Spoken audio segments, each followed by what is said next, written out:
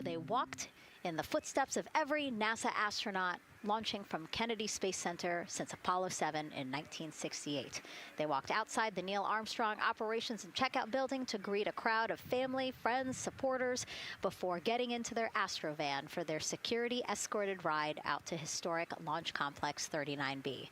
They got a close-up look at the SLS rocket, then walked across the crew access arm and climbed one by one inside their Orion spacecraft. After that, teams conducted final checks with the crew before closing both hatches, the crew module hatch, as well as what you're seeing there, the launch abort system hatch. And now we are back live at the pad where the closeout crew is getting ready to leave the White Room. They are now tethered, Nicole, because they are about to move some pieces that connect the Orion spacecraft to the White Room, correct? Yes, there's kind of what I would call a shroud. You can see them working that there. So it is actually connected so that way the gap between the crew access arm and the crew module, and well, I guess that's the LAS there, is covered. But they're about to remove that so that the crew access arm is not connected to the rocket in any way so that it can retract here in the next few minutes. And for how we're looking with the launch countdown milestones, let's go to Daryl Nail in the Launch Control Center.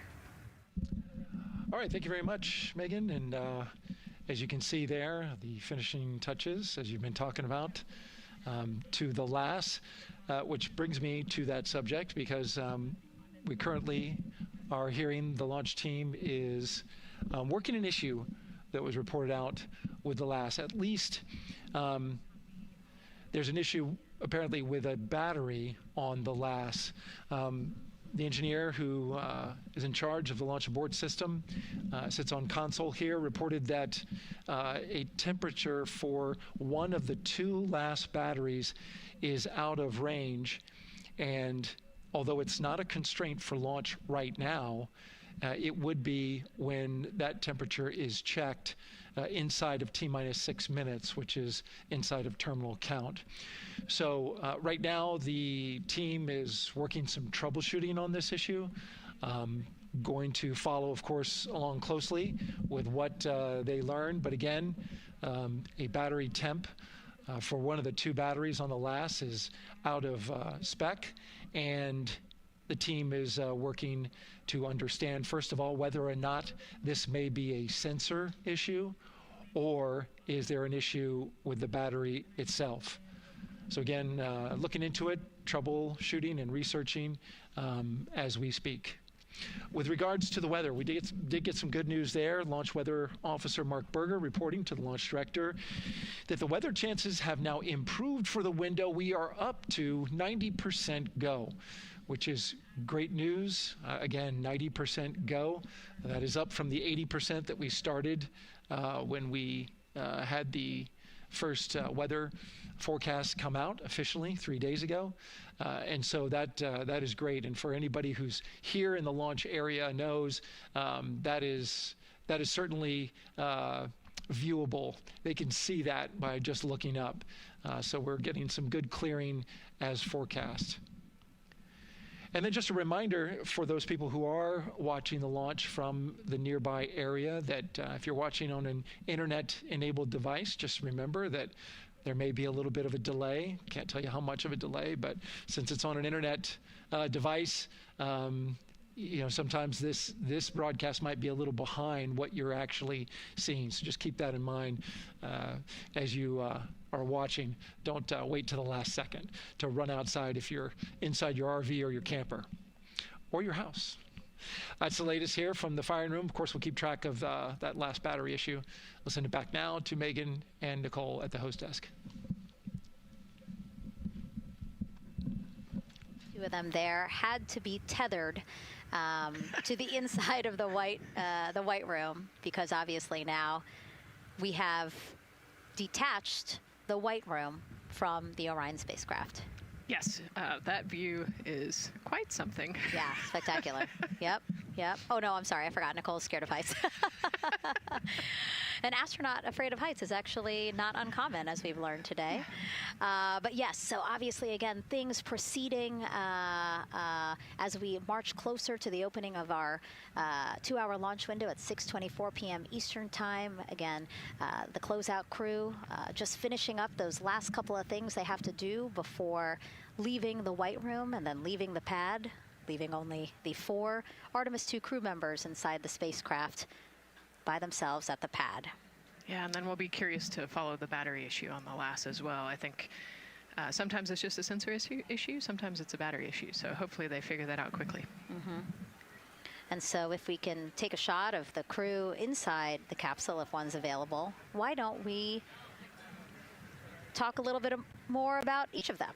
So we have Artemis II Commander Reid Wiseman, Baltimore native, and he's actually, you see his feet in that shot there from inside Orion. He's been in space once before as flight engineer for Expedition 41 aboard the International Space Station from May through November 2014. During the 165-day mission, Reid and his crewmates completed more than 300 science experiments in areas like human physiology, medicine, physical science, earth science, as well as astrophysics. They actually set a milestone for station science by completing a record 82 research hours in a single week. He also served as chief of NASA's astronaut office from December 2020 to December 2022. His 2 daughters were out to wave goodbye to him as he made his way to the launch pad. And again, there's Reid's feet.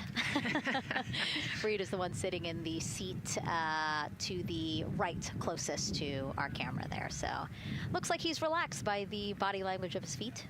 Yeah, you know, I think they're kind of in a holding pattern, if you will, or a waiting period. So it makes sense that he's a little bit relaxed. He's also kind of just a relaxed person in general. He's wicked smart, but has a demeanor that keeps everybody calm. And so I think we're seeing that here today. And so in this shot, Reid is the one sitting on the left, and to his right, Artemis II pilot Victor Glover. NASA selected the California native as an astronaut in 2013, and at the time he was actually serving as a legislative fellow in the United States Senate. His first trip to space, November 2020, pilot of NASA's SpaceX Crew 1 mission. That was the first operational mission of NASA's Commercial Crew program, which resumed launching American rockets from American soil to the International Space Station since the end of the shuttle program. Victor is a U.S. Navy captain and naval aviator who served as a test pilot, racking up more than 3,500 flight hours in more than 40 different aircraft. So again, he probably feels pretty at home in the pilot seat of Artemis II. Yeah, I think he does. He got to say goodbye to his wife and 4 kids.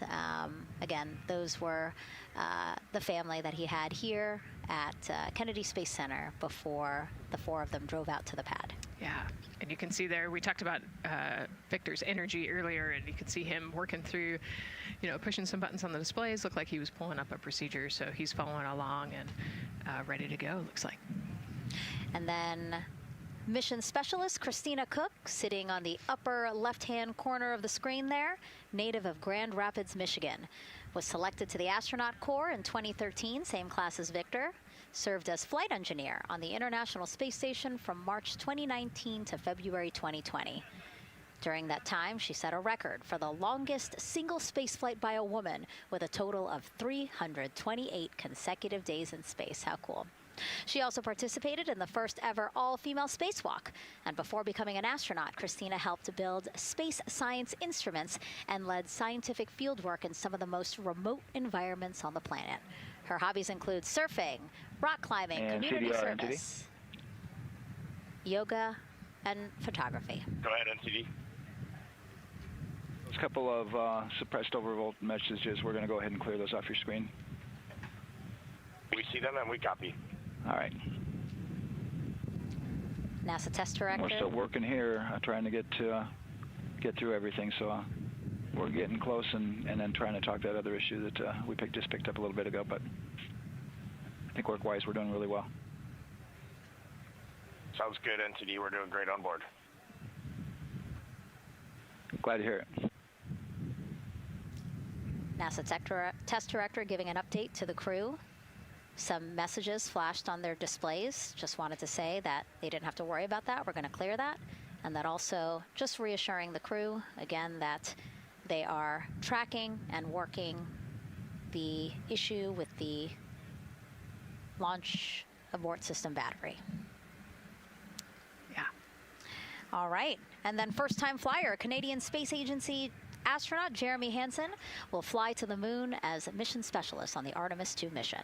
The London, Ontario native selected as an astronaut in 2009. After that, he worked as Capcom at NASA's Mission Control Center in Houston. Capcom stands for Capsule Communicator and is the sole direct voice communicating with astronauts while in space.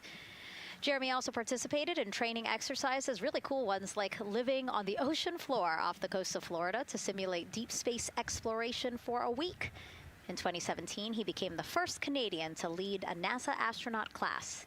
He also enjoys getting out on a sailboat, rock climbing, and mountain biking. He has a wife and 3 children. And he's the one that you see bottom left-hand corner of your screen. I know, I'm trying to see what he's doing there. Christina's looking too. And so there is your Artemis II crew inside the Orion spacecraft. And this is actually the 7th time NASA astronauts will launch on a new NASA spacecraft designed for crew. And if you're wondering about the first 6 crewed test flights, here they are. All systems are go.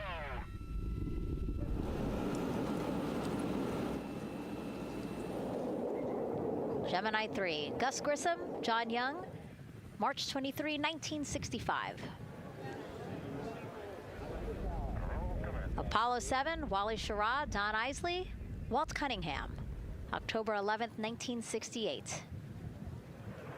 Space Transportation System, or STS-1, John Young, Robert Crippen, April 12, 1981. Then NASA SpaceX Demo 2, Doug Hurley, Bob Behnken, May 30th, 2020, followed by NASA's Boeing crew flight tests. Butch Wilmore, Sonny Williams, June 5th, 2024. And now, Artemis II with Reid, Victor, Christina, and Jeremy. It is really surprising, honestly, to hear that through all these decades, through all these launches we've had, this is only our 7th new vehicle that we're testing for crew. Yeah, you know, we have so many different missions that we think about and we talk about, but really 7 vehicles that we've tested and that we're flying.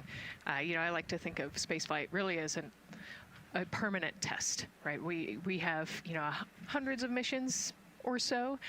You know, an airplane that gets tested and then flown has thousands of data points. And so really spaceflight is always going to be in the test field.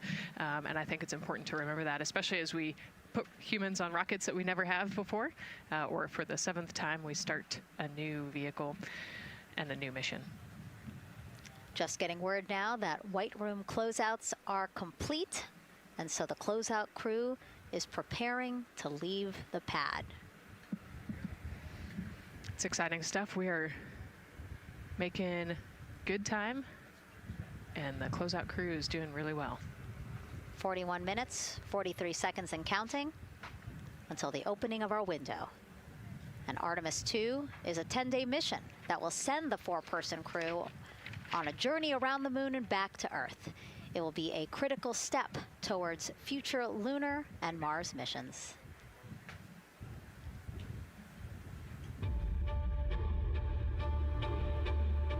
We're going back to the moon because it's the next step in our journey to Mars. We need to go explore the moon. There's vast regions of unexplored areas with the coldest, darkest places in our solar system. This is a test mission, and when we get off the planet, we might come right back home. We might spend 3 or 4 days around Earth. We might go to the moon. That's where we want to go, but it is a test mission, and we are ready for every scenario as we ride this amazing space launch system in the Orion spacecraft. But another reason we're going back to the moon is to fulfill NASA's mission, which is to explore the unknown in air and space, to innovate for for the benefit of humanity and to inspire the world through discovery. And when we succeed and when we accomplish the things that we set out to accomplish, that inspiration not only can set up new things to happen, but it also is a reminder in tough times that we're capable of doing great things when we work together. The thing I love about the moon is that it's not just a beacon for exploration and this platform of possibilities for incredible missions like this, but it has benefits. That's actually why we're racing towards it. Those benefits are really wide in nature. You have everything from innovation, technology development, not only for future missions going deeper into the solar system, but technologies that come back to Earth. You have inspiration, a whole generation of people starting this pipeline of STEM workers and manufacturers and operators that are excited to see what you can do when you work hard and you come together as a team. When I think about the four of us flying around the far side of the moon, seeing that Earth rise, taking images and video and sending them back to you, the feeling that I have inside is hope. We know that Artemis II is not the solution for humanity on planet Earth, but it is a contribution in the positive column. We hope that just for a moment that people will pause and say, wow, it's extraordinary when you look back upon the Earth with over 8 billion people, and you see this concrete example of what humanity can do, this extraordinary thing when we set big goals And CDR, NTD. to achieve them.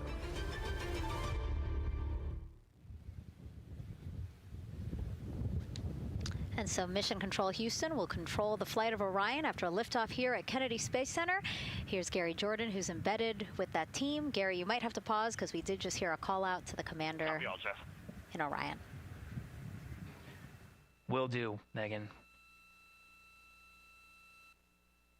I think that was Commander Reid Wiseman responding to prepare for some of the next steps. We are now holding at the T-minus 10-minute hold. Expected a 30-minute hold. So we are well on the countdown. We are well on the timeline to meet this L- time and launch towards the beginning of the window, but continuing to track progress along the way. Again, I'm here with the Artemis II flight control teams in Mission Control Houston. The team in the room behind me has been monitoring the countdown and verifying their own mission-specific launch criteria of the Space Launch System, the Orion Spacecraft integrity, and its crew. During the final poll before launch, if all looks good from each of the flight controllers in this room, Flight Director Judd Freeling will report a go for launch from Houston Flight. Upon liftoff, teams here take control of the mission and communicate with the crew while they fly on the Space Launch System. This phase of flight is highly dynamic, and each console position has a dedicated and important role of looking after critical systems. You'll hear calls from Capcom and NASA astronaut Stan Love in this room to the Artemis II crew as milestones are reached during the more than 8 minutes of powered flight on the core stage. Liftoff and ascent are just the beginning. This room will be staffed around the clock over the next 10 days to oversee every moment of the mission through splashdown. Here from the Johnson Space Center, we'll be streaming the mission live 24/7 so anyone can follow the crew's journey, take peeks inside the spacecraft, and share the experience of a lunar flyby with astronauts looking down at the moon's surface. Teams here have been rehearsing tirelessly in simulations to throw every conceivable and inconceivable scenario their way. We are ready and eager to begin the Artemis II mission. Still milestones to come as we continue the countdown, but we'll be right back with you during the ascent phase of today's flight. With that, Megan, I will send it back over to you at the Space Coast. Thanks so much, Gary. Under 37 minutes until the opening of our 2-hour launch window, 6:24 p.m. Eastern. I've never been more excited for a time. But why don't we send it back over to Megan Carter with the moon board to learn more about what happens after ascent.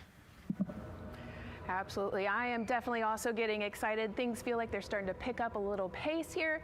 A lot is about to happen within the first 10 minutes of launch, but what happens after those first 10 minutes? Let me take you over here to my mission map so we can kind of jump ahead and let me explain a few things. So, our main engine cutoff is going to stand for MECO, and that is essentially where the rocket's job is done, and it is then going to turn the propulsion duties over to our ICPS. That stands for Interim Cryogenic Propulsion Stage.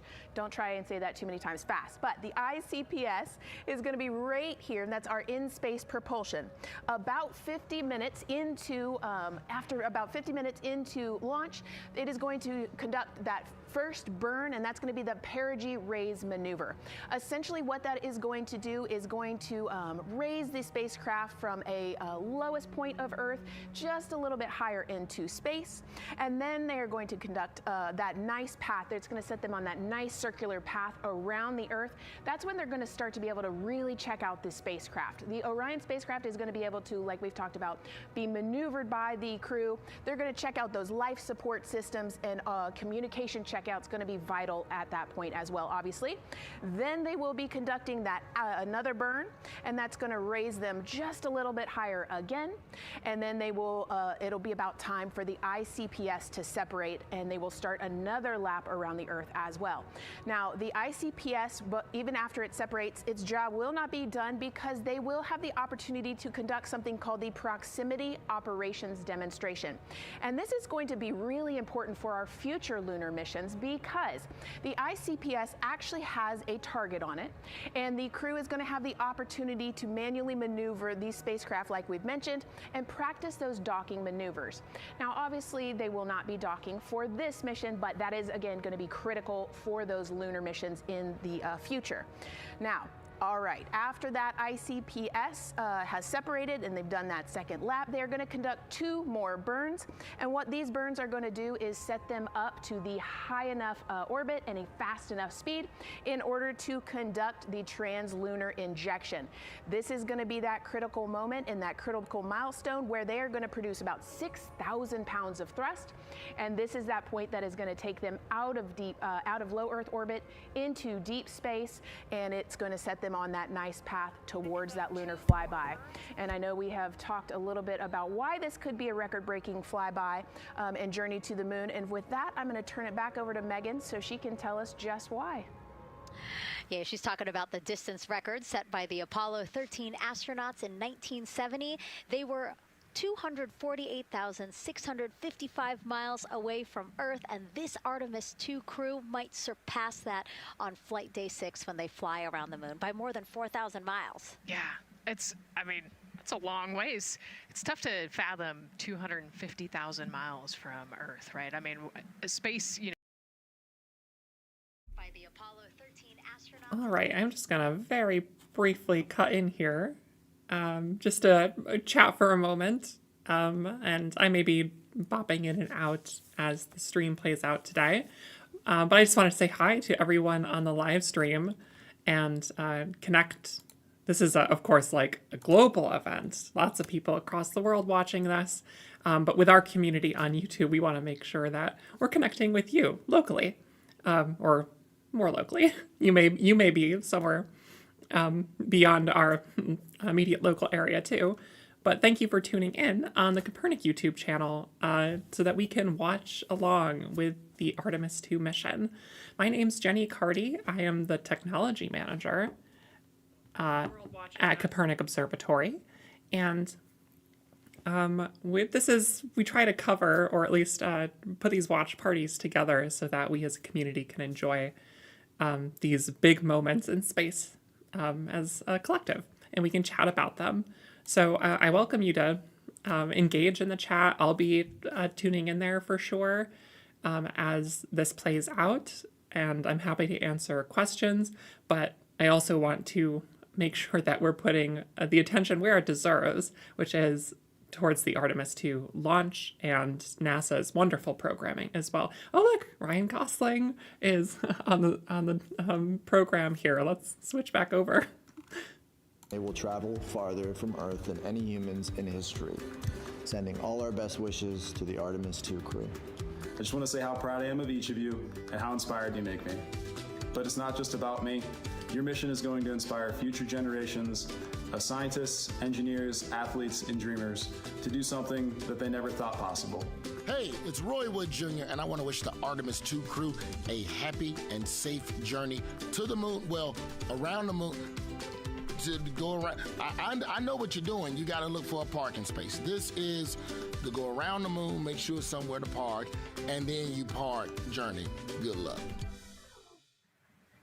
actually a really good way to explain what how this mission builds. Again, we are hoping to land astronauts on the surface of the moon in maybe 2 years. So yes, we are looking around the moon on this lunar flyby mission to see where we might park. Thank you, Reid Wiseman Jr.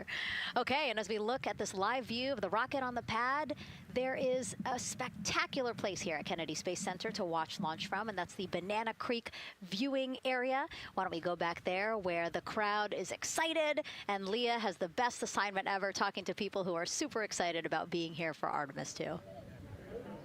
Oh my gosh, Megan, you talk about the excitement being palpable. I'm telling you, everybody here on pins and needles as we get just about half an hour away from launch. I've been walking around talking to people, and I'm just struck again and again by how many people are here from across the agency. I want to introduce you to just a small portion of the people across NASA who have been supporting this mission.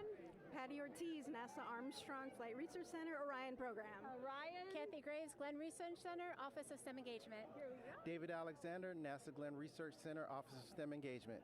Jennifer Becerra, Johnson Space Center, the Office of STEM Engagement. Here we go, right back here. Where are you from? I'm from NASA Glenn Research Center, Joseph Pinakitis. Joseph, here we go. Wes Furman from APL. Maria Arredondo from Headquarters, Next Gen STEM. Mark Robinson, Stennis Space Center, Commercial Space. Amira Flores, Armstrong, Office of the STEM Engagement. Molly Kearns, NASA Glenn, Space Communications and Navigation. Matthew Pierce, Goddard Institute for Space Studies in New York City. Here we go, and right over here. Lauren Ring, Ames Research Center, Data Integration. So we're coming together. We're one big NASA team, one big NASA family, and we have one major message before we launch tonight. Okay, guys, what are we going to say? 1, 2, 3. Go Artemis!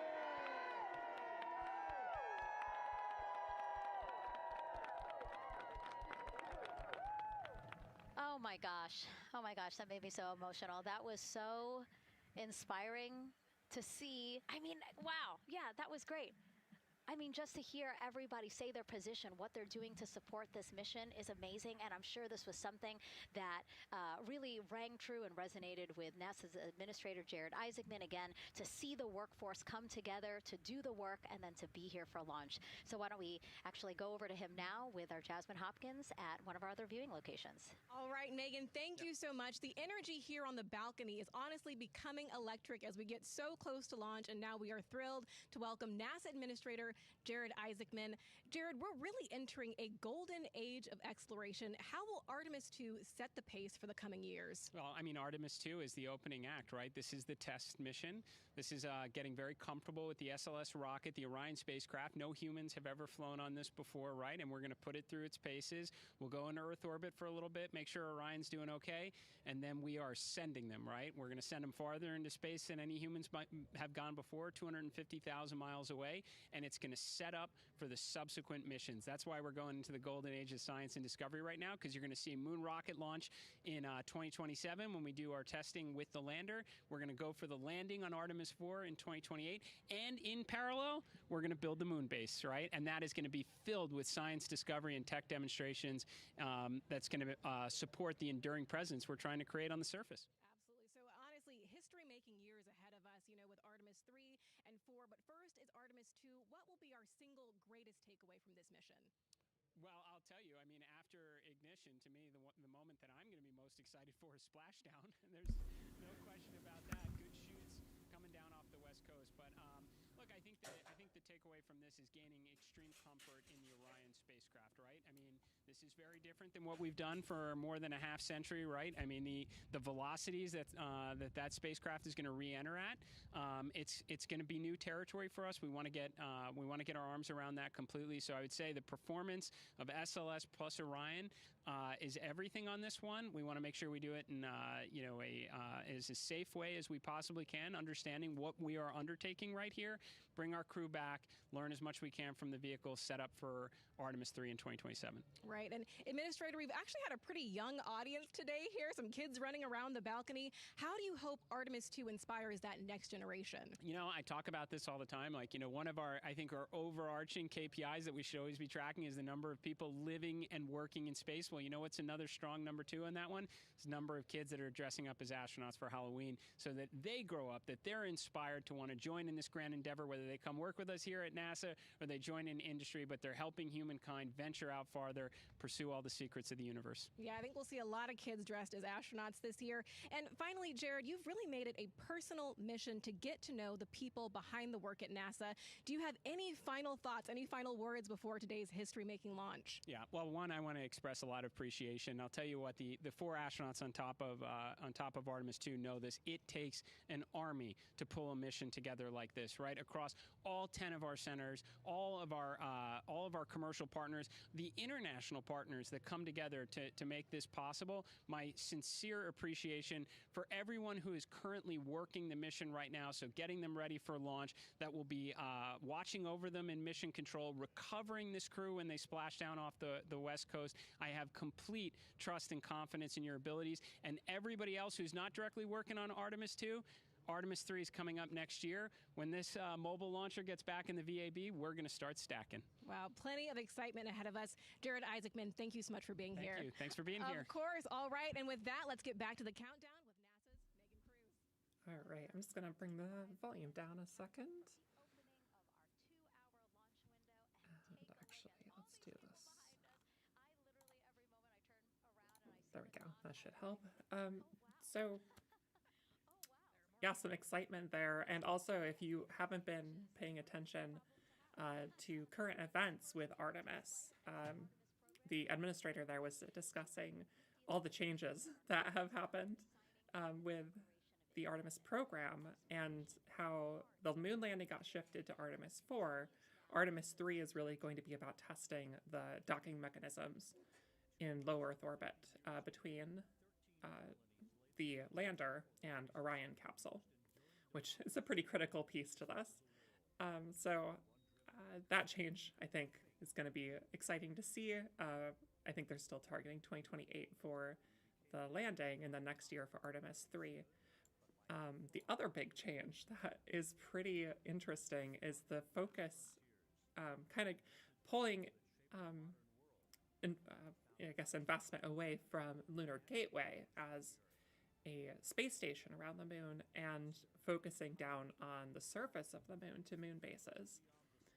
So that is, I think, a potentially exciting change, an ambitious one, and I think it's going to be exciting to see how that plays out. I'm not clear if Lunar Gateway was fully canceled. I thought I last heard that they are going to find ways to like retrofit it and maybe use pieces of it for other missions, because there has been a lot of development that went into Lunar Gateway, but I guess we'll see what becomes of that. Either way, I think the idea of creating more permanent moon bases on the moon is super exciting. And there's lots of opportunity for exploring some really amazing technologies that have been developed here on Earth, like 3D printed habitats, which has been a focus for us here at Kopernik for a few years. So it'll be kind of cool to see, not that we're building habitats, but we have activities that are based on this principle of 3D printing and printing a room and printing a space and printing a small model scale habitat to emulate what they could potentially do. Ooh, look at that. Yeah, the Space Launch System projected on the National Monument. That's pretty cool. Or the Washington Monument. That's exciting.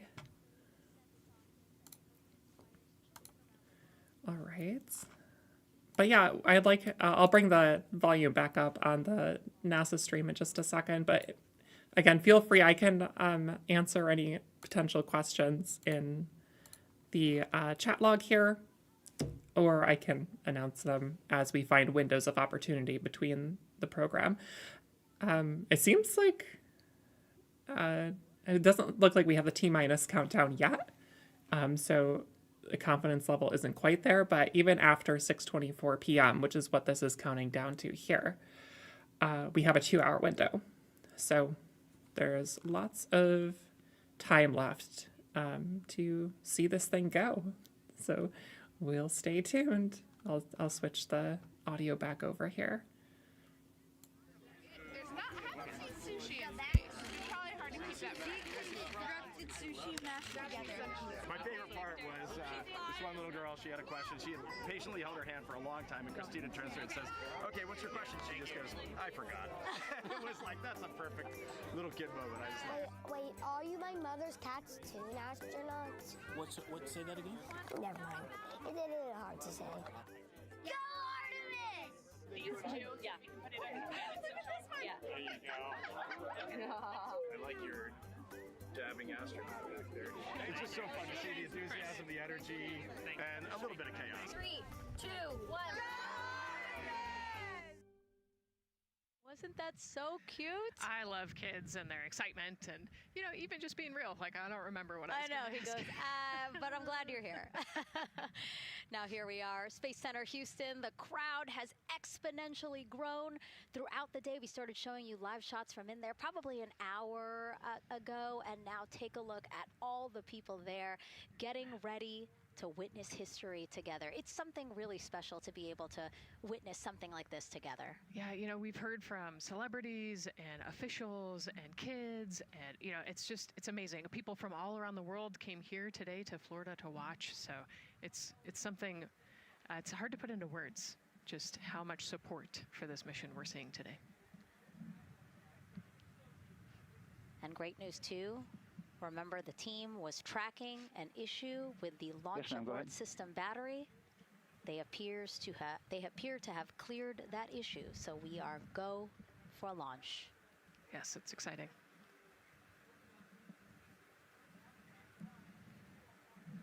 U.S. Space and Rocket Center here, Huntsville, Alabama, waving to the Artemis II crew sitting right there inside Orion. Inside of 20 minutes from the opening of our launch window, and right now we are targeting the top of that launch window, so we could be launching here in about 19 minutes, Nicole.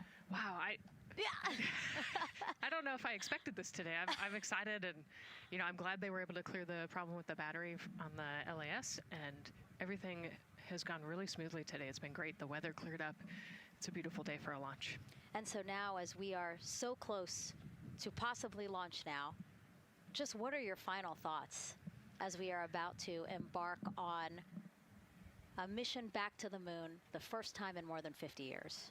Yeah, just so proud of the crew and all of the teams here on the ground that made this happen. They are carrying the torch from the Apollo era into the Artemis era. And, as the crew likes to say, they want to be the shoulders that the next generation. And let's see, GLS, can you help us with that, please?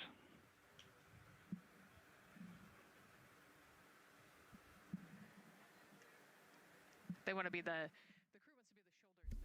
I'll explain some of our views here too. Let's see.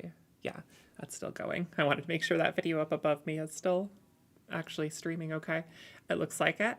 So of course in the big window, this big window, we have the program from NASA for the Artemis II launch.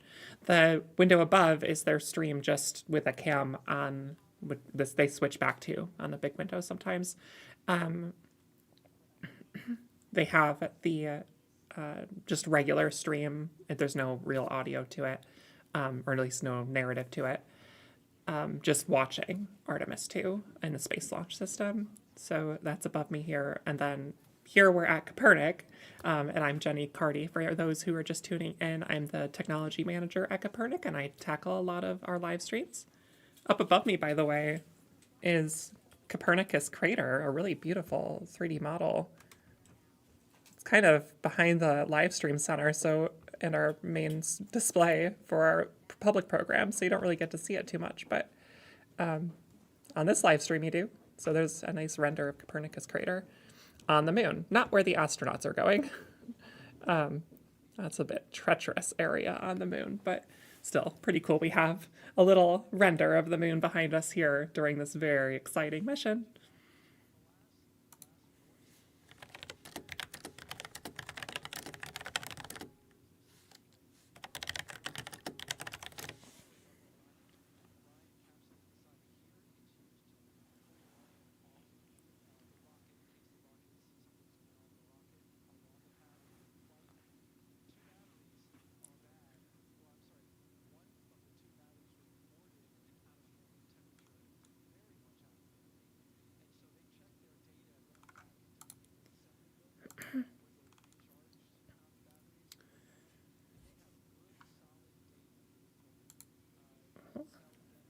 still an L minus 15, well, I guess almost 16 minutes to launch. And remember, you can always post some questions. This is a Q&A stream, and I guess a little bit of a reaction stream. So just keep that in mind. I'll be switching between me here at Kopernik and the live stream happening from NASA in that program. So if you just are looking for the NASA live stream, hop into their program. I mean, I could even post that link in the chat, and that'll give you a full screen view of what's going on. But this is Q&A, so if you have questions, and it's community building, so that's what we're doing here. Like Rick Worski asks in the chat, which you can do too, why does it look rusty? Why does the, I assume you're talking about that central stage there for the Space Launch System. It's that almost like orangey rusty color. And if you remember, the space shuttle program, which this rocket is built from, very similar company is building this rocket, and parts being updated and even reused in some cases for the Space Launch System. That booster on Space Shuttle was kind of an orangey rusty color as well. So from what I understand, that has to do with the actual insulation of the rocket and the fuel inside. And the type of material it is does oxidize a little bit. It's totally safe. It's not breaking down or anything, but that superficial foam, the first layer of it, does oxidize as it sits out on the launch pad over time. So it turns this orangey color. Great question. Adds quite a bit of character to it as well, I think. That is a carryover from Space Shuttle program.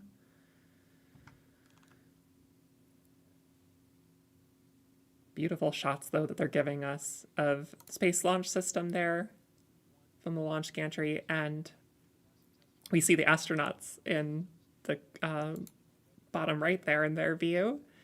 And let's see, they go through and read out the names in the stream as well, but I'll just have one go at it myself. So the commander of this mission is Reid Wiseman. The pilot is Victor Glover. Mission specialist is Christina Koch. And the other mission specialist is Jeremy Hansen. And these 4 astronauts are going to be headed to the moon, assuming all goes well. This is a test flight, so as they've said in the stream, it can do any number of things. They might just launch and orbit the Earth and then come back if they realize they can't make it to the moon. Or the whole mission will play out, and that is a 10-day mission to travel out and back. So travel out to the moon and then back to Earth. Some other exciting notes I just really want to highlight for Artemis II and Artemis as a whole is part of this Artemis mission set is to send the first woman to the moon, which certainly that is happening today. Christina Koch is going out and back as the first woman to travel out to the moon, and also send out the first person of color to the moon, which is, we have pilot Victor Glover. So really exciting piece to this mission. And on top of that, the first Canadian astronaut is headed out to the moon as well. So this is an international project, just like the International Space Station. And I'm so happy to see that legacy carry over as well. And in the end, it just brings groups from all over, not just the astronauts, but to actually get this mission off the pad, groups from all over the world, scientists from all over the world to make this happen.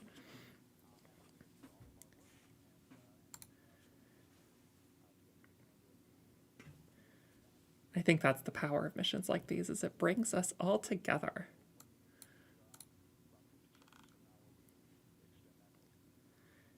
Oh, hi, Lindsay. Lindsay watching from Adelaide, Australia. Oh, so awesome. There's our very own, like we have showcasing like how this is a global phenomenon that we get to enjoy together. So thanks for tuning in, Lindsay. So wonderful to have you here.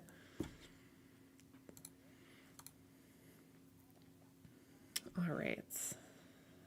I'm going to turn the audio back up. Transponder anomaly. This was a transient LCC violation, so transponder 1 had a demodulated SNR estimate that went down to 2 dBm when it should have been between 10 and 13. It is now back up to 12, but we did lose that for just a moment. It does not appear that we lost our bit sync or carrier lock, which would be indicative that we lost our lock with the vehicle. So at this point, recommendation would still be go. However, we do have a pre-planned contingency procedure if we want to look at that. But again, this is transient, so we're back in a nominal range. All right, let's see, LPE NTD. Yeah, we're not seeing that hit. So I guess the question for COSC, was that less than 3 samples? Is that below our persistence? Stand by, let me look. It did look like it did persist for several seconds on mine, but let me take a look at the number of samples. Could I get a repeat on the affected LCC, please? Yes, ma'am, that's going to be O-CT-004. Thank you.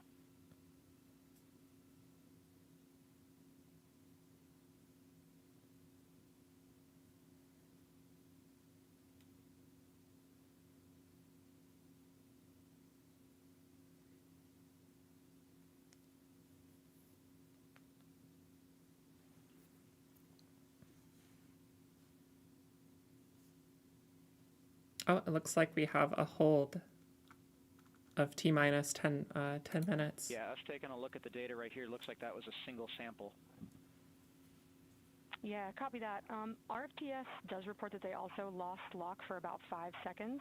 So I would love to ask KUS and see if they also lost lock with the vehicle for any extended amount of period. Sounds like they're doing some check-ins. And COSC, while we're doing that, these are 1/10 hertz measurements, correct? So we would have had to lose it for over 10 seconds to get a second sample? Yes, sir, that's correct. It is 1/10 hertz. Yeah, so from our perspective, the allowance is effectively up to 30 seconds, up to 3 samples based on the 1/10 hertz. This is not an LCC violation, I believe. Yes, sir. I would agree with that at this point. Copy that. We're checking with KUS on 232. I don't think they have 212 access. We're trying to verify, but it sounds like they have a loss of lock as well. About 2 seconds. Okay. And I guess for both KUS and COSC, do we have lock now? That's affirmed. We do have lock for COSE.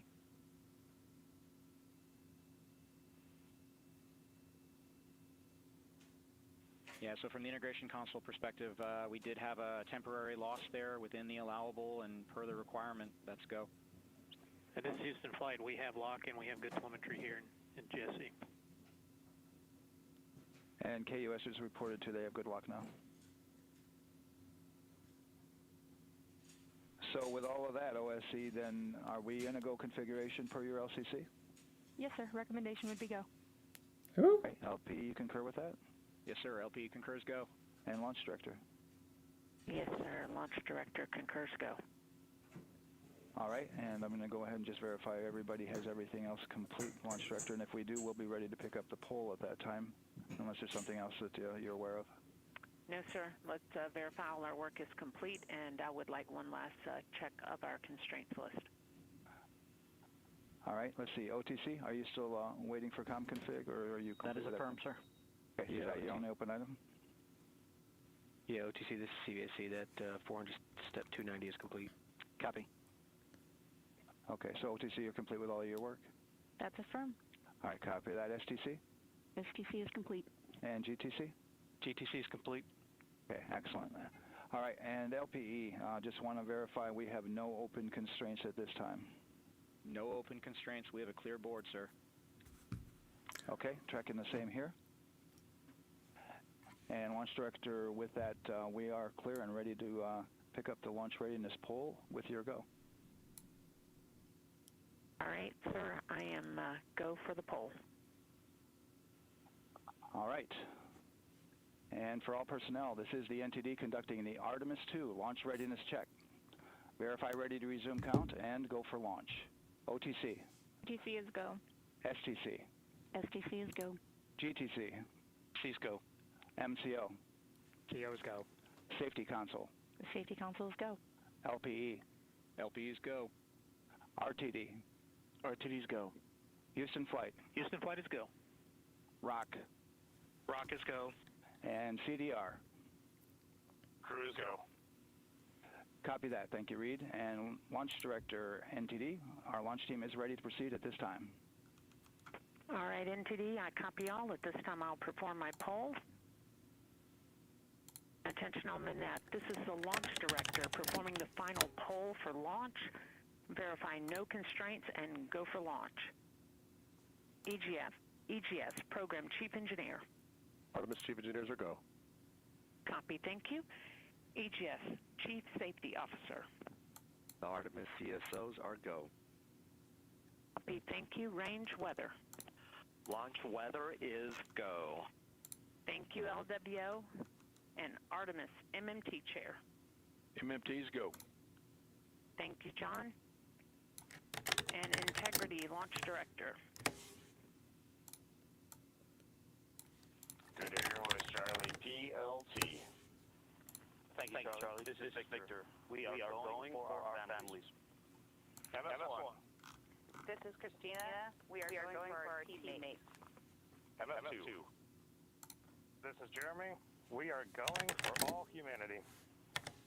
Charlie, your Artemis II crew is go for launch. Full send. Exciting. Reid, Victor, Christina, and Jeremy.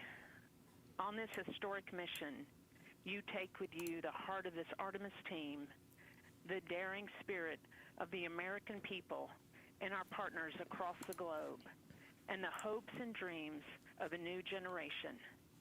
Good luck. Godspeed, Artemis II. Let's go. Here we go.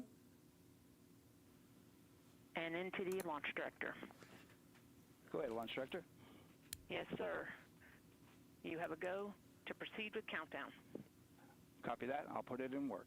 All right. CDR NTD. Go. Your risers and initiate short purge per your EPROC 10.1.1, steps 8 and 9. 10.1.1, 8 and 9 going to work. Copy. CVSE NTD. Start and verify recordings of our Orion cameras. Copy. Okay. Well, there you heard it. RSR NTD. All right, I'll bring the volume down just for a second here. So, super exciting. If you were tuning into that audio from NASA's stream, the rocket Artemis II with Space Launch System and the Orion capsule and 4 astronauts on board is ready to launch. They're going to start the countdown pretty shortly here, I'm sure. It sounds like all systems are go. So let me tune into the chat here for a second. I saw some chats coming in, but I was, of course, distracted by all the go excitement. So let's see.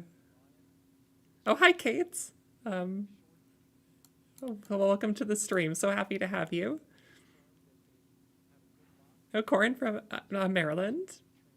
Welcome to the stream. Oh, my mom. Hi, Mom.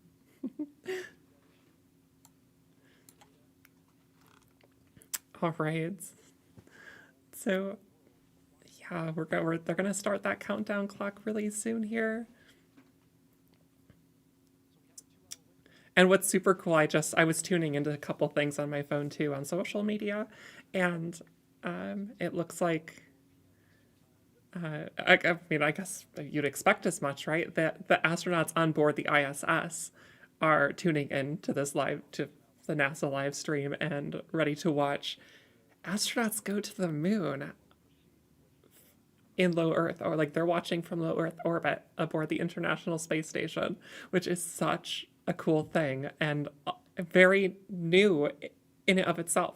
Like we've never seen that before. During the Apollo era, astronauts were going to the moon. There was no space station, but now here it is. There's astronauts in space right now in low Earth orbit aboard the ISS, and they basically get to wave as the Artemis II mission flies out to the moon and back. So that's so exciting.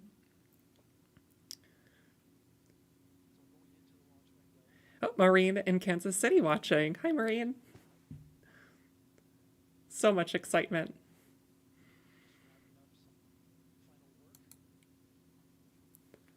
Beautiful shots of the rocket here on the pad.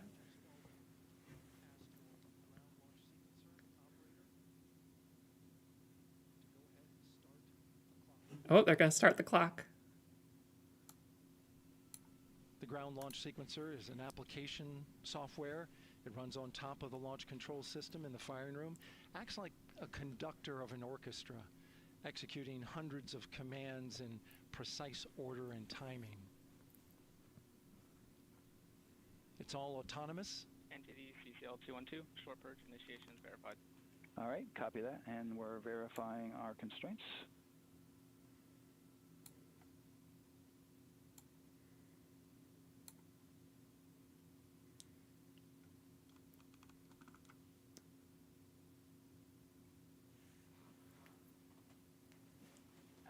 All right, and we're clear from cutouts. Oh, hi, Brittany. Resume the clock momentarily. And CGLS, you can resume the clock on your mark. Yeah, they're about to start the clock. 3, 2, 1, mark. GLS mainline has been initiated. T-minus 10 minutes and counting.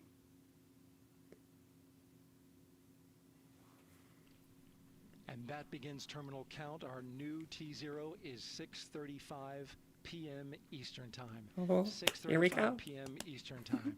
We are now counting down to liftoff of Artemis II.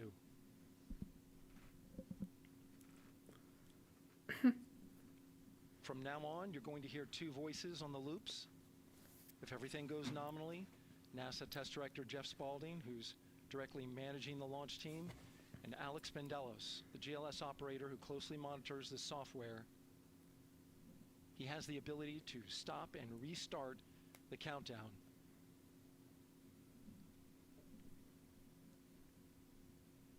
A lot of people ask about whether there's a launch button. There certainly is not. Flight and rock. Our new T0 is 22, 35, 12. Houston flight copies. 22, 35, 12. Affirm.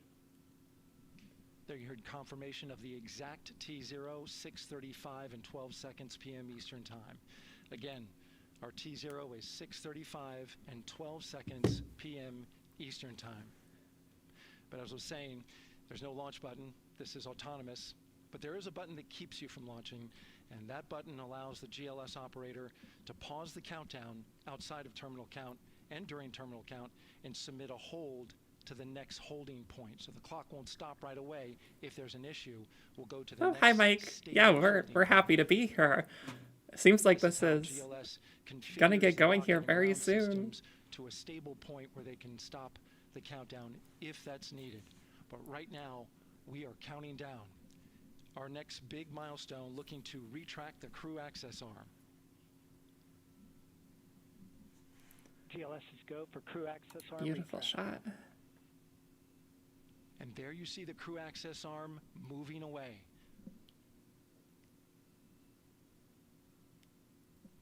There it goes. That's the path that the astronauts took to ingress into the rocket.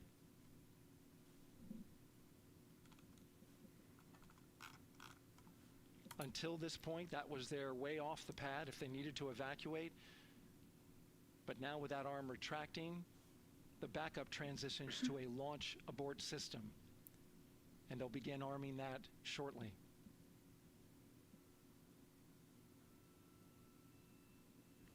Of course, the launch abort system, great shot there of the crew access arm retracting away. The launch abort system is the tower at the top, and that's what would pull Orion and its crew off the top of the rocket in case of an emergency, whether it's on the ground or in flight. All right, bring the volume down again while we have a little bit of time left before this thing takes off. Oh my gosh, so exciting. So again, for those just tuning in, this stream is both Q&A and reacting, but we're getting so close to launch here that it's going to be a lot of reactions in just a second. But again, I just really want to reemphasize, again, for those who are just tuning in, we have 4 astronauts on board this rocket that are going out to the moon. This is a test flight. It's not a landing on the moon. Just like the Apollo era, they're testing Space Launch System. Artemis I was testing uncrewed. Artemis II is testing crewed. As they go out and around the moon over 10 days. Artemis III will be testing around Earth orbit the interface of and the docking mechanisms for the Orion space capsule and the lunar lander. And then Artemis IV, which they're currently targeting for 2028, will land astronauts on the moon for the first time since 1972. But this is still the first time humans will see the moon up close, and the furthest humans have gone beyond Earth since 1972.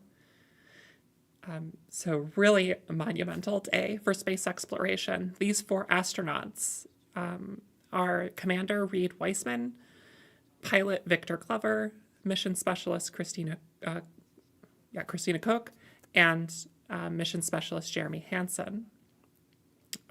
So another big piece to this, we have the first person of color traveling out to the moon. We have the first woman going to the moon, and the first Canadian. Actually, you could also think of it as the first non-American astronaut going out and doing this loop around the moon, which is really amazing. It shows and proves the power of working together as an international collaboration, just like the International Space Station. So this is a big day for not just here in the United States, but across the world. This took countless people to make happen. So we're so happy to see this launch come in just a few minutes here.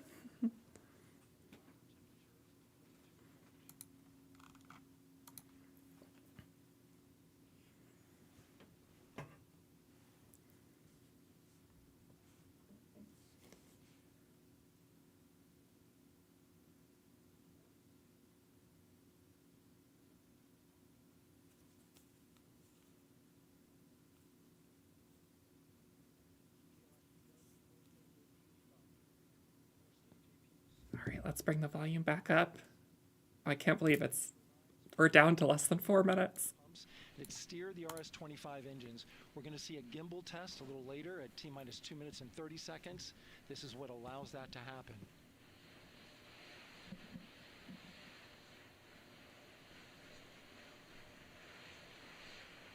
Coming up in about 20 seconds, we're listening for go for purge sequence 4. That's a helium purge of the 4 core stage engines downstream of the propellant valve. This gets all the air and moisture out of there.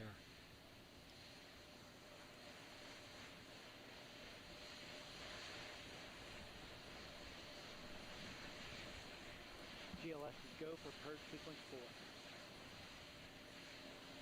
4. Moving through the milestones. All is looking good.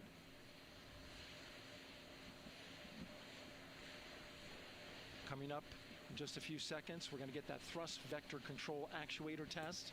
This is a gimbaling of the engines.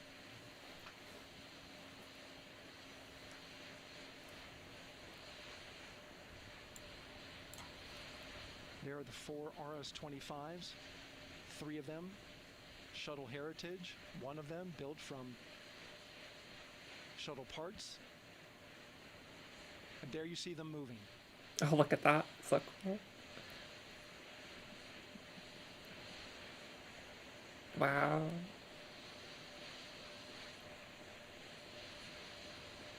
Now we're going to start moving the power from both the upper stage and the lower stage of the rocket to internal, taking ground power away and now going to battery power.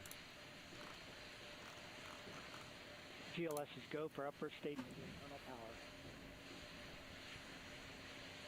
All right, power is removed from the rocket's upper stage, the ICPS, and it's been switched to battery. Same milestone for the lower core stage coming up at T-minus 1 minute and 30 seconds. Right now, the 4-person Artemis II crew is 248,000 miles away from the moon. And if all goes well, they will fly by it in 6 days. Wow. GLS is go for core stage to internal power. All right, there's the rocket's core stage, which houses 3 flight computers. Is now Yeah, Mike, I think the timing is just gonna work out. At least for me, getting to the KAS meeting. The KAS meeting is running, I think, regardless, of course. But I think we'll launch here, and oh my gosh, we're down to like a minute.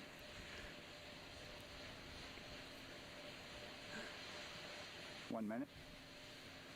Right now, the rocket does not know what the T0 is, but coming up at T-minus 33 seconds, control shifts from the ground launch sequencer to the rocket's onboard autonomous launch sequencer, or ALS. The rocket will count itself down, but honor any holds that could come from the ground. Now, shortly after liftoff, Houston will take control of the rocket, and my colleague Gary Jordan will take over commentary. GLS is go for ALS. Great call out. The rocket is on its own. 4 brave explorers ready to ride the most powerful rocket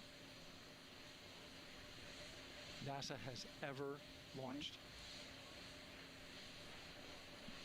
Sound suppression water is flowing. 15. Ready to count down? And here we go.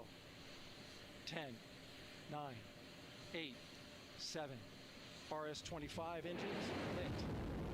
4, 3, 2, 1. Booster ignition. And liftoff. The crew of Artemis II now bound for the moon. Humanity's next great voyage begins. Good roll pitch. Roger, roll pitch. Houston now controlling the flight of integrity on the Artemis II mission around the moon. Wow, look at it go. Integrity, AMT high. AMT high. On time, passing 30 seconds into the flights. Integrity passes the alternate beacon. Target milestone. Mission Control Houston seeing good performance on the main engines. Space Launch System core stage. Integrity, 3 miles in altitude. Traveling more than 1,200 miles per hour.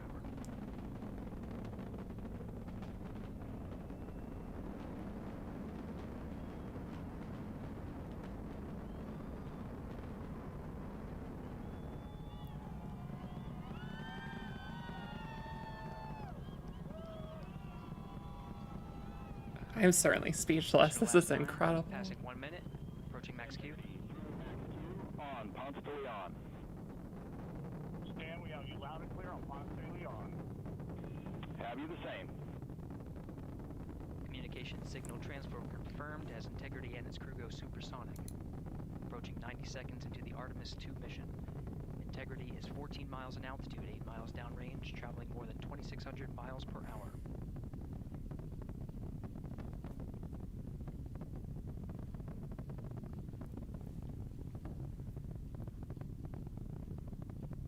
What it must be like to be on that rocket. Oh my gosh.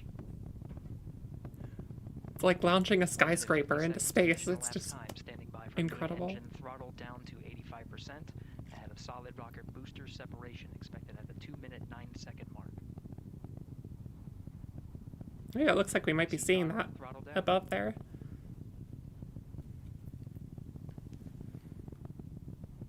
Confirmed separation. Main engines throttled. Yeah, so this video up here is a little bit ahead of the primary footage. So the boosters are off. Away they go. Integrity, guidance converged, oh my performance gosh. nominal, upper stage RCS ready. Copy all, Stan. It's so nice this is happening in the daytime while it's still bright out so we can see more of it. I think Artemis I was a nighttime launch. Still exciting, but like it's great when you can actually see the stages, both from the ground and get some really nice views higher up. And upper stage confirmed in a ready state ahead of service module fairing separation.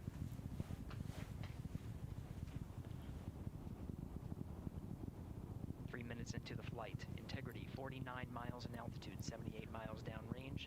Oh my now gosh. Passing 5,000 miles per hour.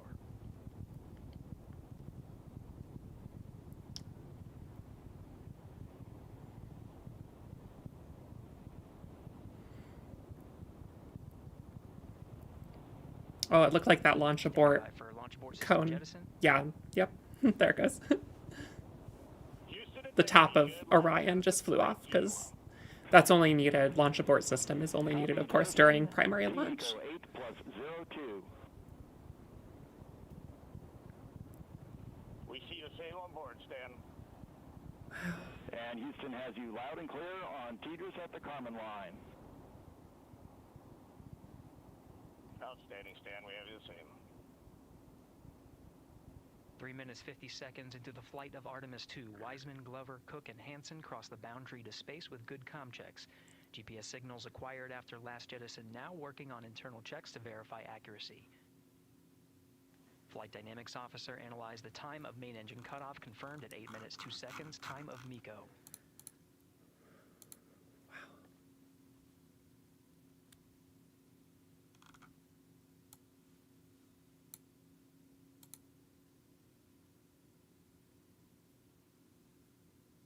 Sure, we'll get some really nice Orion views. I think NASA has a live stream set up for, like basically views from Orion, similar to what they did from for Artemis I. But now we have people aboard. Oh my gosh! Hopefully, we get a view of the crew pretty soon here. We have a beautiful moonrise. We're headed right at it. Oh my gosh! Full moon too. Tonight's a full moon. Approaching 5 minutes into the flight, Commander Reid Wiseman confirms he has visuals of his destination. GPS guidance, navigation, and control software finishes internal checks and sends to navigation channels. Integrity 3 engine press. Oh my gosh, Marine, that's amazing.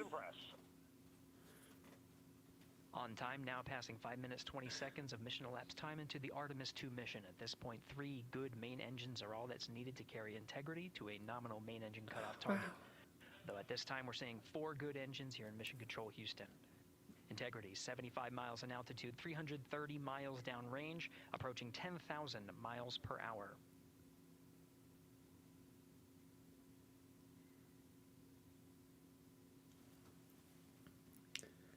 Wow. I do. I think this is a big moment for all humanity, right? This is a big moment for us all to come together and appreciate these accomplishments that people across the world made happen. Booster officer will soon report the shutdown plan to Flight Director Judd Friedling, expected at the 7-minute mark.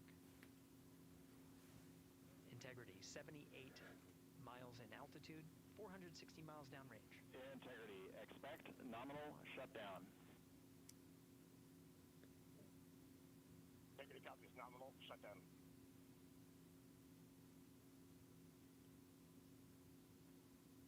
Minutes 40 seconds of mission elapsed time. Shutdown plan is as expected. Again, the time of MECO was confirmed at 8 minutes 2 seconds into the flight. It's so amazing how quickly it gets up there too. Like only 7 minutes in and just there it is. Oh my gosh, Mike, that is funny.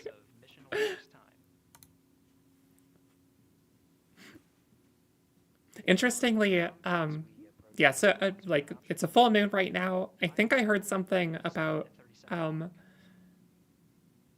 as the astronauts head out, they'll be able to experience some version of a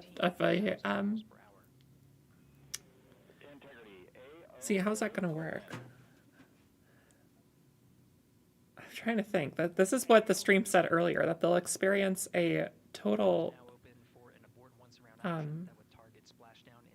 solar eclipse, I think. But like, at what stage is that going to happen? Okay, yeah, I can see that. Yeah, but I guess that they must be traveling pretty far out, because I'm curious how similar to a total solar eclipse it's going to be, like we'd experience from here on Earth. They'll obviously be facing the far side of the moon, looking at the far side, and then that covers up the sun. But yeah, I'm curious to see if they're planning to like showcase that in any way and what that might look like.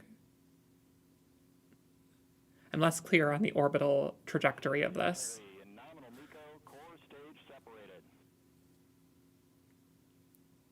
Right, they'll be eclipsed on the far side, but I guess like to what extent, like how far away are they getting from the moon? And how similar to a solar eclipse will it be to here on Earth? Like, will they see the corona? Will it be small, like similar, like it's going to be still pretty large in their field of view regardless, compared to here on Earth, I think. But upper stage, the inner rim cryogenic propulsion stage, or ICPS, still attached to the Orion spacecraft. either way, it's still really exciting. 9 minutes of mission elapsed time. Integrity crew of Reid Wiseman, Victor Glover, Christina Koch, and Jeremy Hansen now in orbit around the Earth at the beginning of their journey to the moon.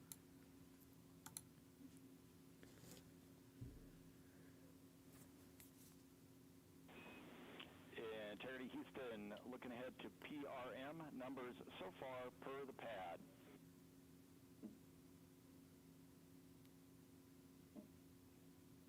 Copy that, standard numbers for the pad.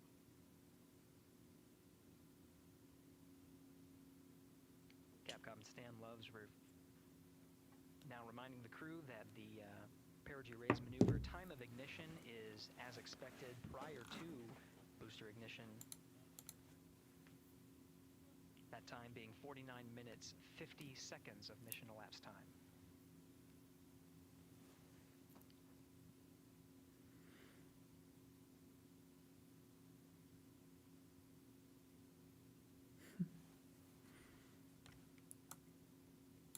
I wonder what this looks like from NASA. There we go. Let's see. There's a great program you can go visit called NASA Eyes on the Solar System, and you can actually virtually track where the mission is at right now.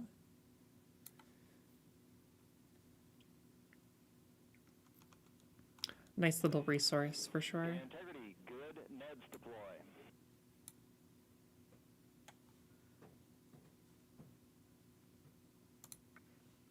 Copy that, spin. Good, Neds.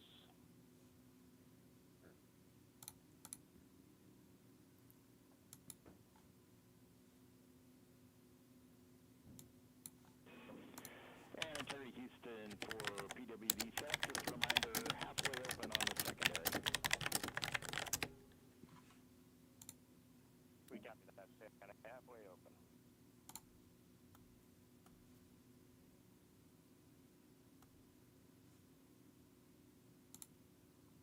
Passing 11 minutes of mission elapsed time. Here, overhearing the conversation between Capcom Stan Love and Commander Reid Wiseman, already passing some milestones. We have a good nozzle extension deployment system. That is confirmed, complete. We also have the visors are confirmed up, now past the dynamic phase of flight, that is ascent. Their launch and entry suits that provided them an extra layer of protection. Now not as needed. They're going to raise those visors.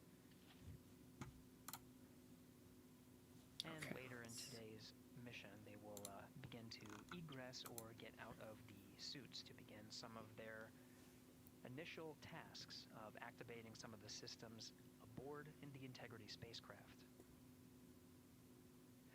It's passing 12 minutes of mission elapsed time. Again, the perigee raise maneuver that's targeted near 50 minutes of mission elapsed time, 49 minutes, 50 seconds. That's what the crew is going to be working towards. The Commander Reid Wiseman, pilot Victor Glover will focus on preparing for that milestone.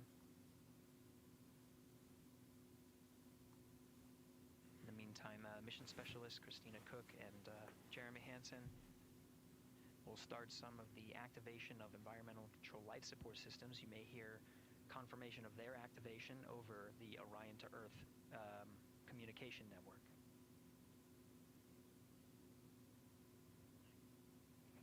Houston, C3 aux power back in auto. Copy C3 aux, and we're 2 minutes to maneuver.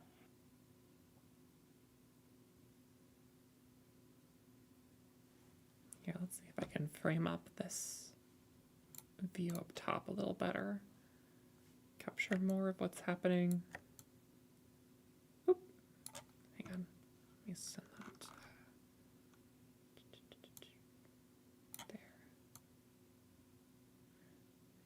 There. There's the T plus clock. Seconds of mission elapsed time. We're going to continue to follow the crew of the Artemis II mission. They are beginning their journey Look at that. around the moon to verify the systems that will take us to its surface. Just the glow of Earth's atmosphere. Artemis II is underway. Reid Wiseman, Victor Glover, Christina Koch, and Jeremy Hansen begin their journey to the moon. Still milestones to come up as we await solar array deploy and the critical burns that will get Integrity into high Earth orbit around the Earth before engines are fired to get us around the moon. We'll keep tabs on Integrity and its crew from here in Mission Control Houston. But for now, we're going to send it back to you, Megan and Nicole at the Kennedy Space Center. Very jealous to hear how the launch experience was over on the Space Coast. Yeah, Gary, if people are just joining us, welcome back to the Space Coast, where we just saw Artemis II lift off 14 minutes ago. And wow, what an amazing launch, and an emotional one too. As soon as the rocket lifted off, Nicole, you had tears in your eyes, I had tears in my eyes, and we had all these people around us cheering. It was amazing. Yeah, the energy was wonderful. I mean, it was a beautiful launch. You know, we've got 4 friends and family members headed to the moon. It's pretty amazing. Yeah. How does that make you feel as someone who, you know, is an astronaut as well, but also, as you said, friend? Yeah, so proud of them. You know, man, we don't have the words in the English language to describe this kind of an event. And pride, love, so many emotions. You know, they are truly breaking some barriers, and hopefully, you know, as Gary just said, they've got a long day ahead of them, so wishing them well on everything. But so far, what a beautiful launch to watch. Oh my gosh, I can only imagine. Lunar orbit in more than 50 years. Maybe they go farther from Earth than any other humans before them. Maybe they see parts of the moon that we've never seen before. I mean, what a great start to what could be all of these milestones that we break in just a 10-day mission. Yes, what a way to welcome in the Artemis generation. Yeah, how do you feel? I mean, we saw some beautiful shots we were covering of course, the rocket, of course, the Earth falling away as we continued up into our ascent, but also some of those crowd shots where we saw young and old, just emotional, overcome by this history-making moment. And we are going back to the moon for all, and we saw that today. We saw that in all the crowds. And yeah, you guys just saw that view, the sunrise or sunset, I guess. They just made it over the crest of the Earth, and you could see the sun. You know, one of my favorite views from space, and I can't imagine what they're looking at now, and I can't wait to see what they're looking at in about 5 or 6 days. Yeah, and you know, I know a lot of people are like, you know what, I'm surprised this launched on the first try, because we know, like any little thing, we have to be keeping safety in mind, and we want to make sure we're ready to go. But we were ready to go, and I think it surprised a lot of people.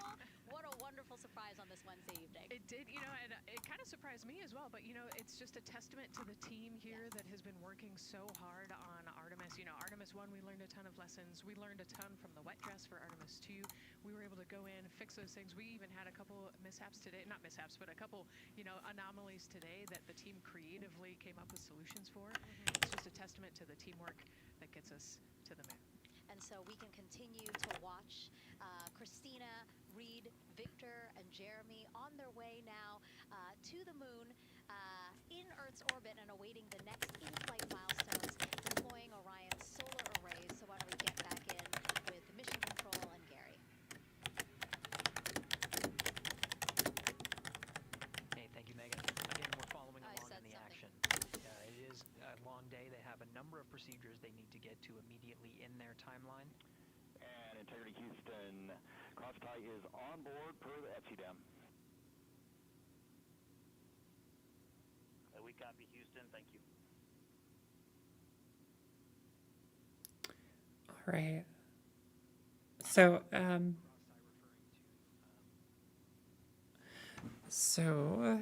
they haven't quite booted up the Orion live stream just yet. I'm sure there's levels of priority here, and like all the gear you need to get that live stream out is on this singular spacecraft. All the equipment is there. So as we heard, the astronauts are currently completing their current mission tasks, and I'm sure Mission Control is focused on just getting this mission stable. So I'm sure they will get that live stream up and running, so that you can appreciate views from Orion. We are getting like bits and pieces from the cameras on board the spacecraft, but I'm sure that'll stabilize and we'll be able to enjoy the trip out to the moon over the coming days. The pictures from Artemis I were incredible. So now we'll get to see some amazing pictures from inside the spacecraft, and with the true astronauts aboard, not just the instrumentation models that they had aboard Artemis I.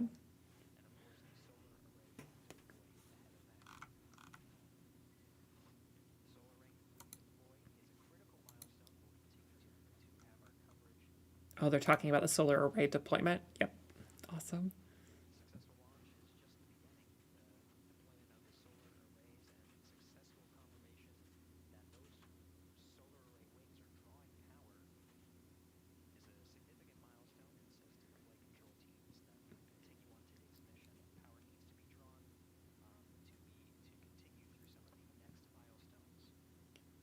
I don't have the Orion spacecraft model here, but the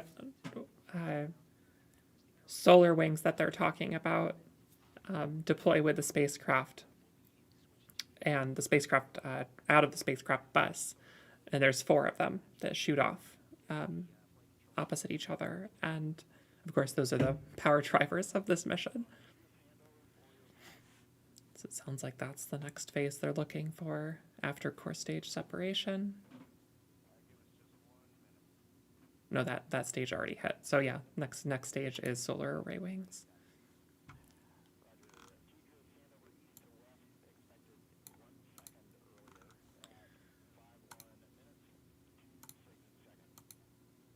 So yeah, like I said, the live views from Orion stream isn't up yet on NASA's channel, but I will post it in the chat so that you have a link to it.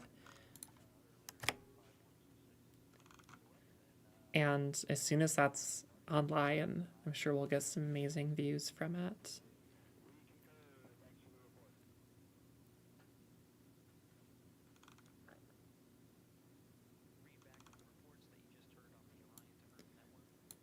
RJ asks, has anyone ever physically seen the... So in astronomy, we like to make the distinction. It's not necessarily the dark side of the moon, because that side of the moon that you're referring to does receive just as much light as the side that faces us. So we call it the far side of the moon. And yes, during the Apollo era, the astronauts during those missions got to see the far side of the moon with their own eyes. So yes, that has happened already, but of course this will be the first time it's happened again since 1972. So people get to see the moon with their own eyes.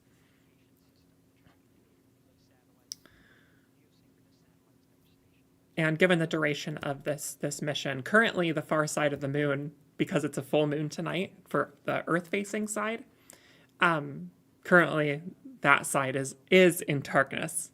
But again, it's not always in darkness. It goes through and gets just as much light as the Earth-facing side over time.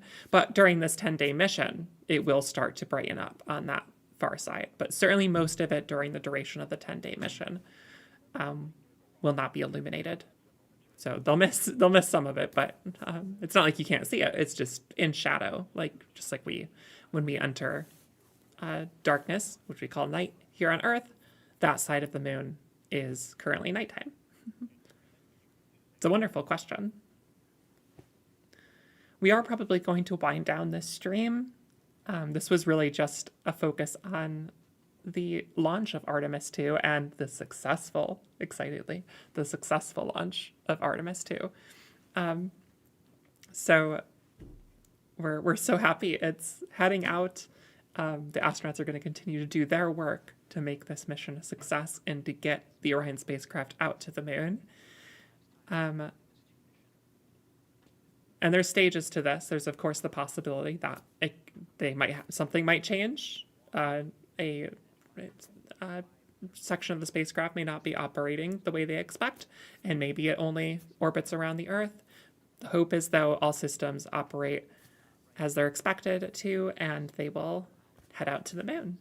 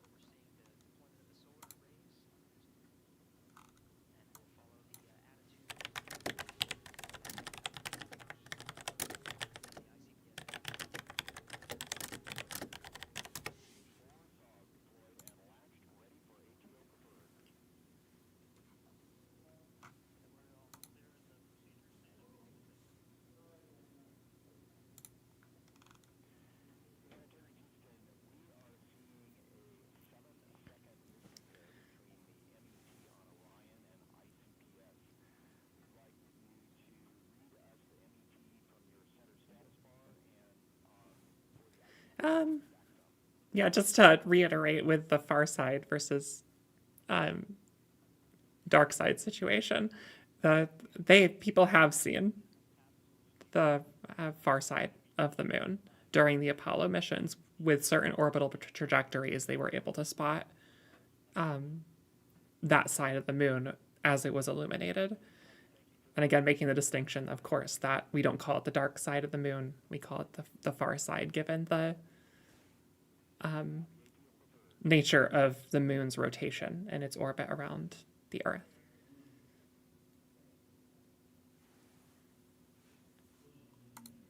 Nope, and there's my dad. We got the whole family here during the stream.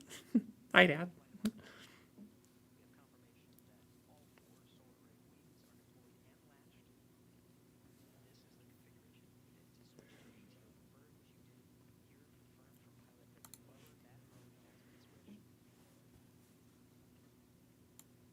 There's also a discussion with Capcom Stan Love and Commander Reid Wiseman about the alignment of the MET clocks on the Orion spacecraft and the ICPS. Commander Reid Wiseman confirmed the clocks are in sync, no issues, they're going to investigate it on the ground. We're proceeding with today's mission. 26 minutes of mission elapsed time and counting.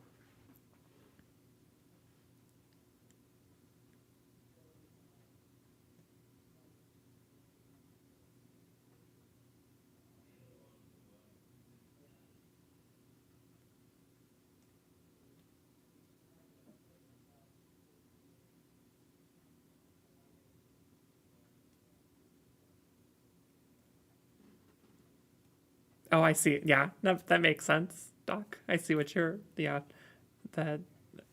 RJ's question. That makes sense.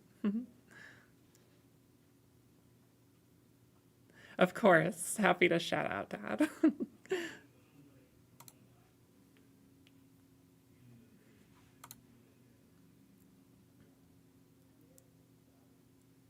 I kind of love this view up here of just the empty launch pad.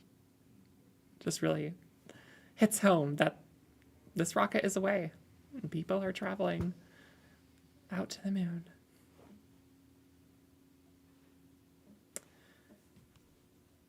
Let's see. I'm going to keep checking in to see if this stream on NASA's end boots up. It doesn't look like it yet. Unfortunately, I do have another meeting to get to. 28 minutes of mission elapsed time into the So I do have to cut the stream out pretty soon here, but I'm so glad that, I mean, obviously if Artemis didn't launch, didn't launch at like around 6:30, I would probably still be here and we'd be enjoying that. But yeah, it got going pretty much right away.